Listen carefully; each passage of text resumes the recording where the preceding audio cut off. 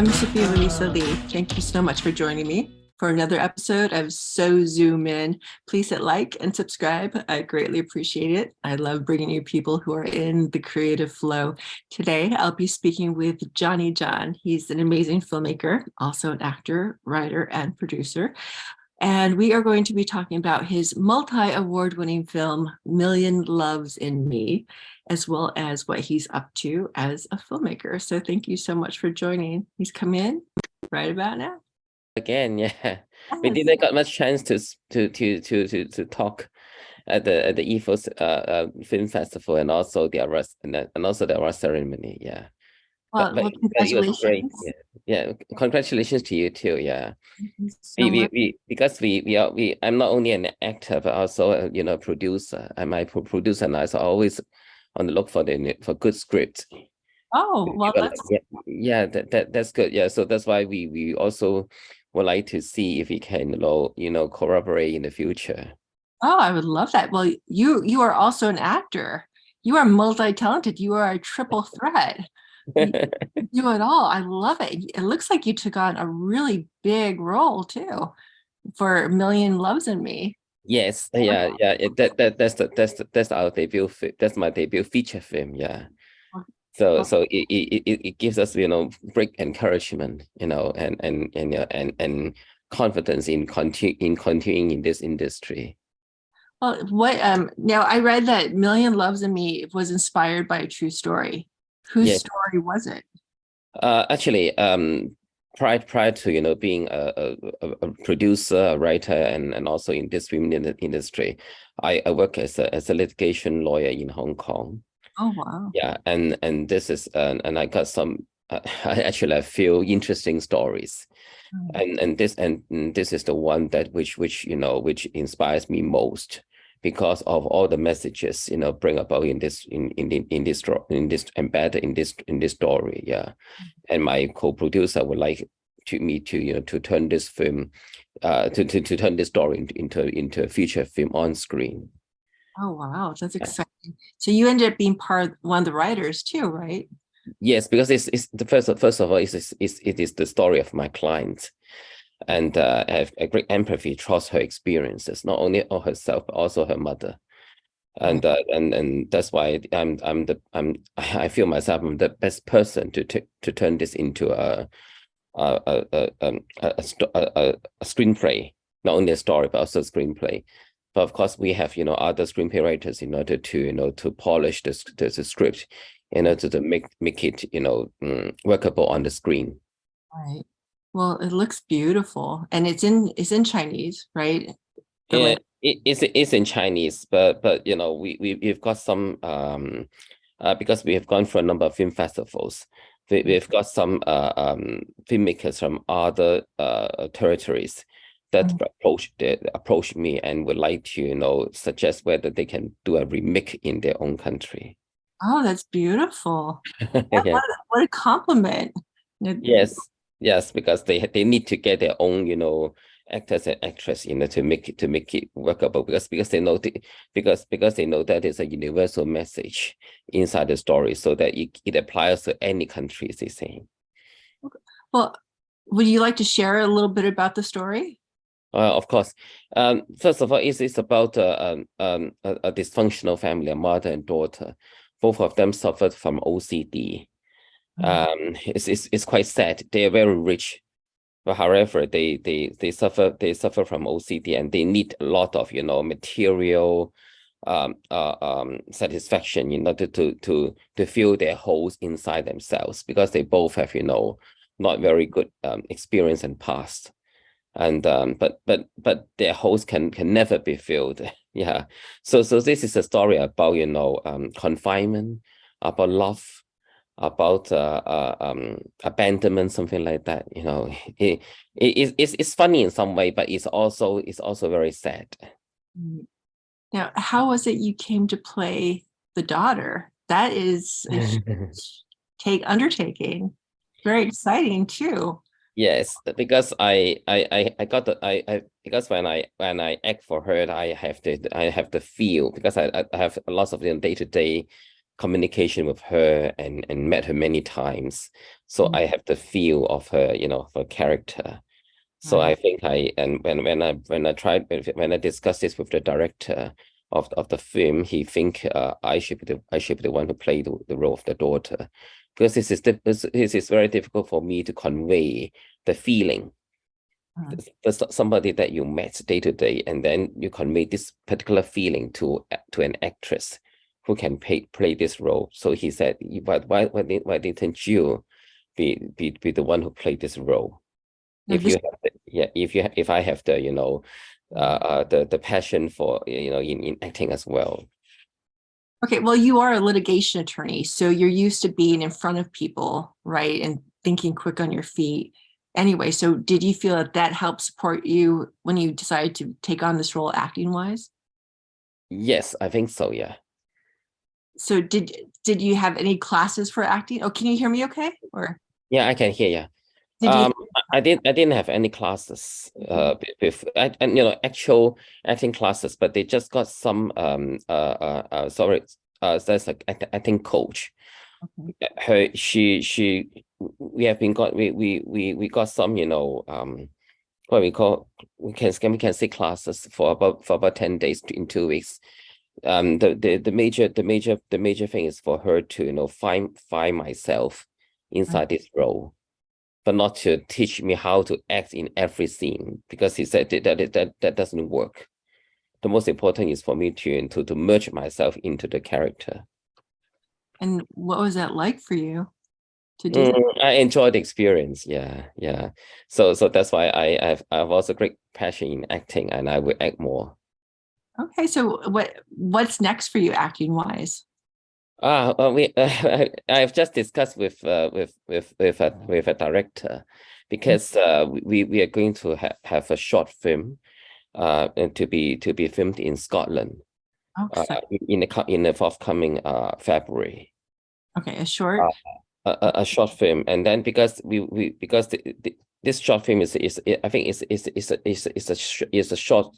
We just pick up a scene from a feature film, from a feature script. I can say from a feature script. We would like to make this short film in order to to show, and also to pitch if there are any investors to make this into another feature film on the screen. Well, that sounds exciting. Did you do that with A Million Loves in Me? Did you do a short first, or did you? No, we use our own fundings in order to make the film, because we think for the first debut film, we definitely need to expose ourselves, and also to use our own fundings, because at first I don't think people investors may have any confidence in our work, but once we start, I think I think there will be more interest. Right. Well, you came up with something absolutely amazing, and it's won so many awards. Can people watch it anywhere right now? Is it streaming anywhere? It's not streaming right now, and we're discussing with our producers in the States, and hopefully we will be streaming soon in some platforms. So have you filmed anything in the States, or do you want to, or do you do you like? Definitely, we would like to film something in the States. Yeah, but actually, at the Ethos Film Festivals, I brought a director of a feature film that he has already had a plan to film to make the film in New Mexico next year, and that's why he also invited me to be the executive producer of the film. Okay, is that something you're going to do? Yes. Oh, good. Yes. It's good to to have to see the different dimensions of making of or involved in different roles in the making of a film. For example, even though I may not be on the screen this time, but I will be the executive producer to bring in the cast or bring in the fundings, something like that. That's definitely a lot of work, and filmmaking is such a collaborative process. So when you were working on Million Loves in Me, did you get along well with everyone? Did you all work tightly together, or were there a lot of challenges? I work along well with actually I work well along with everyone, but you know, there's still a lot of challenges in the making process. So I received this type of similar question before, asking me whether that is acting is difficult, producing is difficult. I can say producing is more difficult, because because for acting you just need to, you know, behave well, you just need to act well, yeah. Then you can produce, then you can, you know, show your work on screen. But however, you know, by producing, you need to have lost. There's so many matters that you have to consider, and sometimes because we work with all humans, right? Because different humans, they may have different agendas behind them. So that is something that we have to, you know, sometimes we have to strike a balance. We cannot be, as a producer, we cannot just order or somebody to do something that you want them to, because sometimes it will create some hard feeling, you know, trust us, and this will, you know, ruin the whole thing. So that's why we sometimes we have to strike a balance and in order to make things work. Oh, balance is important. I think you need balance for everything. Yes. Yeah. Have you felt that it has balanced well with your work as an attorney, or are you doing more film stuff now? I think I'm doing more film stuff now. Yeah. Does that feel good? Yeah, that feel good. Yeah, definitely. This is something that I like, because an interview in Hong Kong, and somebody asked me why I like film so much, because my late mother, she brought me to cinema when I was 4. Yeah, so that's why I developed a profound interest in films since I was 4.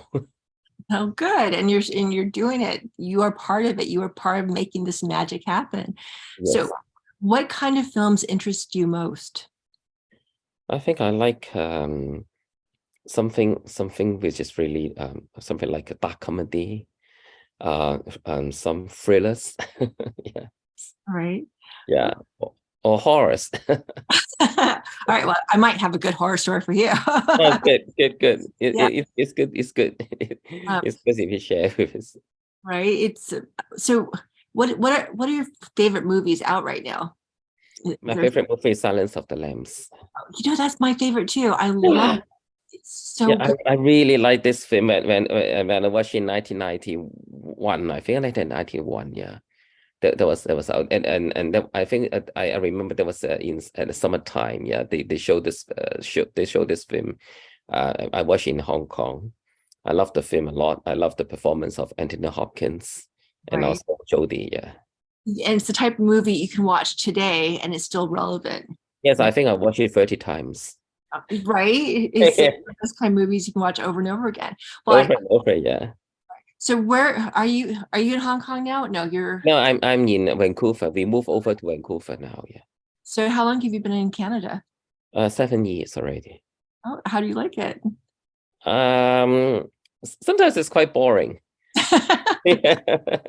Boring's good. To Hong Kong, yeah. But it gives us much space to think. Okay. Yeah, because in Hong Kong we don't have space to think because of the, you know, hustle and bustle city life like in Hong Kong. Right. So are you able to film in Canada? Yes, we are, yeah. I think we get some credits in if you film in Quebec.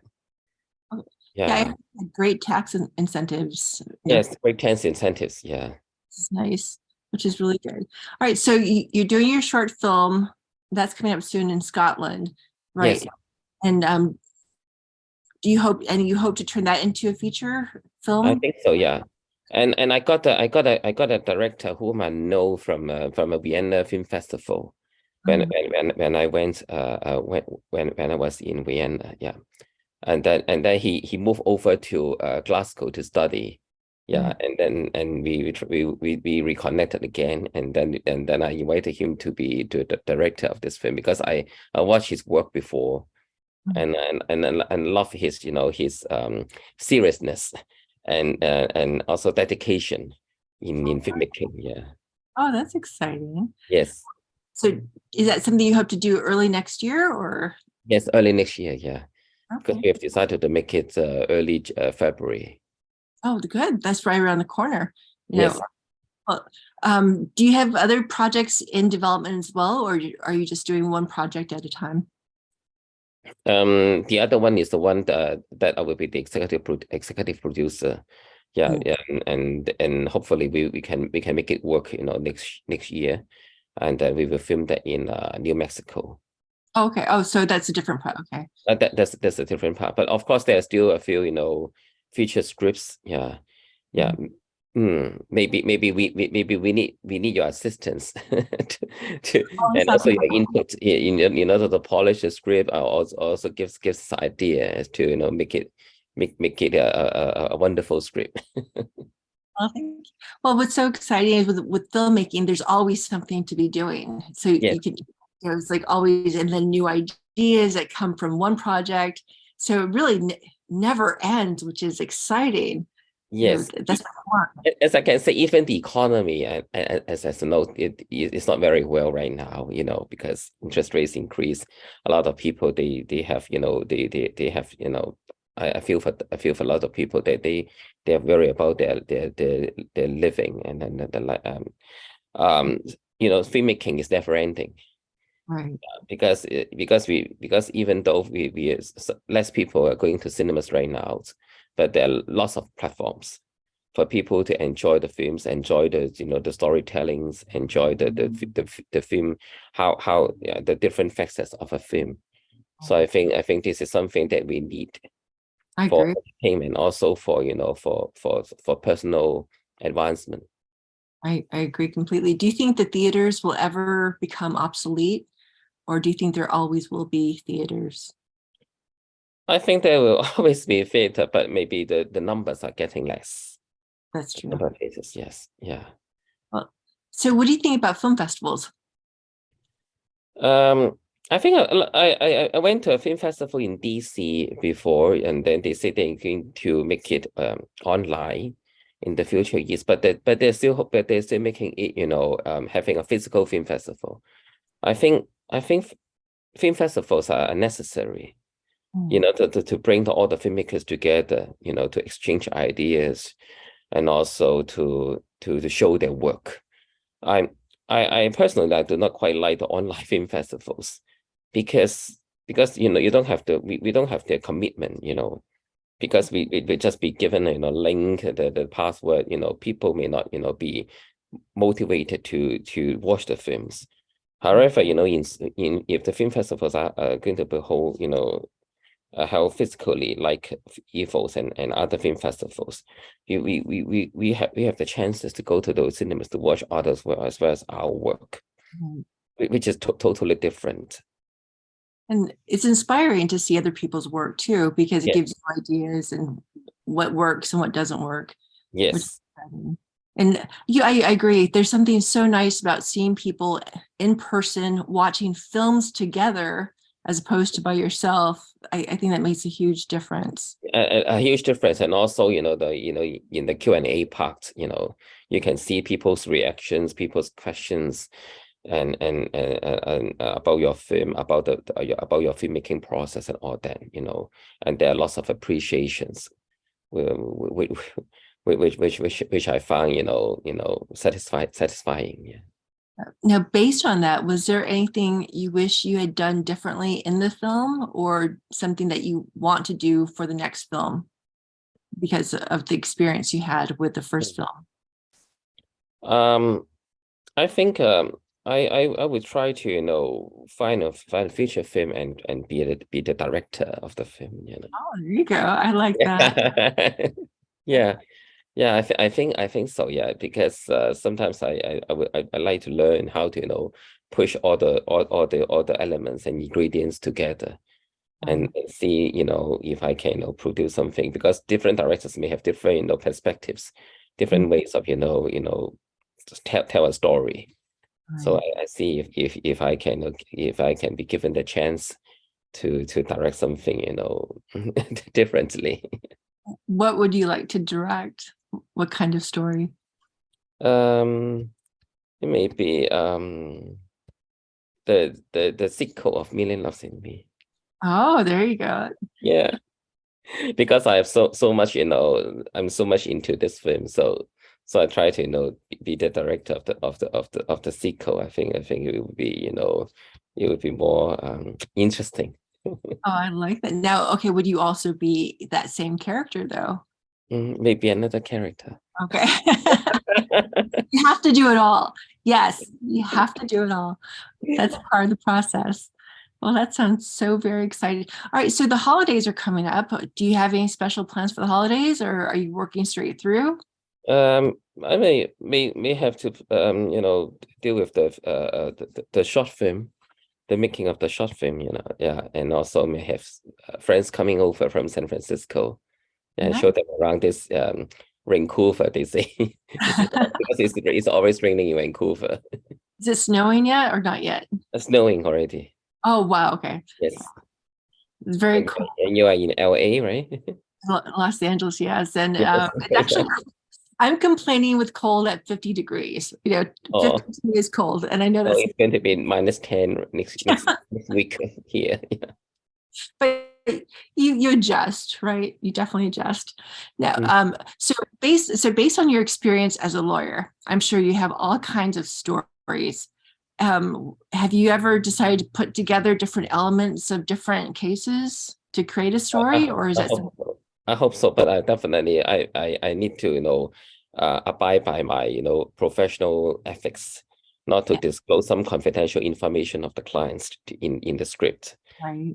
So I would just if I turn all these into a script, I definitely had to make sure that I don't cross the line, just to make sure that all those information is in the public information.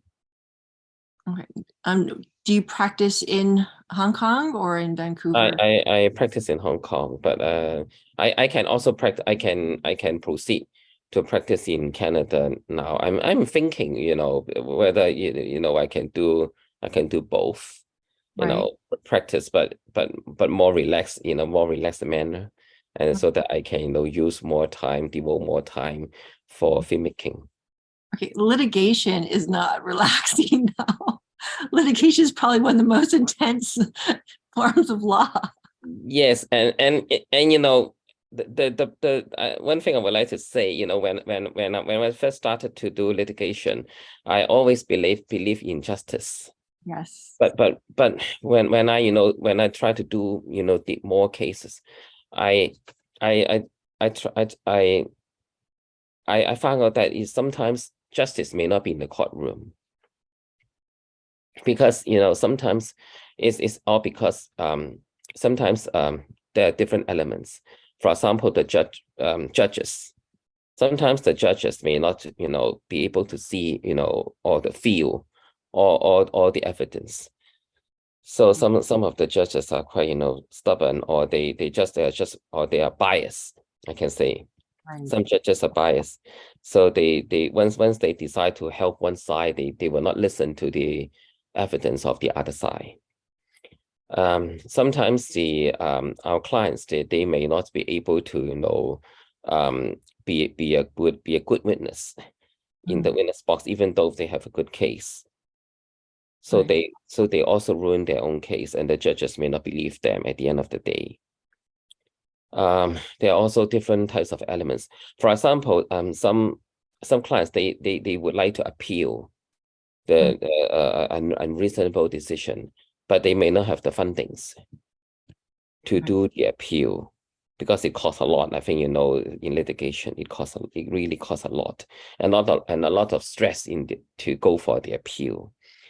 So these are the points I would like to make, that so sometimes justice cannot be found in the courtroom. Wow. So what do you do when you have a case when you know that justice should be served, but it Hasn't can't? been served. Yeah. What can you do as a lawyer, or even you as a person? We cannot do anything, and if the clients have decided not to proceed with the appeal. So these are something that I don't like, which I regret being a lawyer.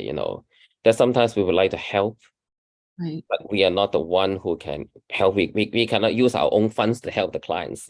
This is Right. against our professional code. Right. So if we always have to respect the wishes of the clients, if they have been fully advised and informed, and they have decided not to proceed with the appeal, or they are not strong enough to go for the appeal, then and that's the end of the case. Oh, okay.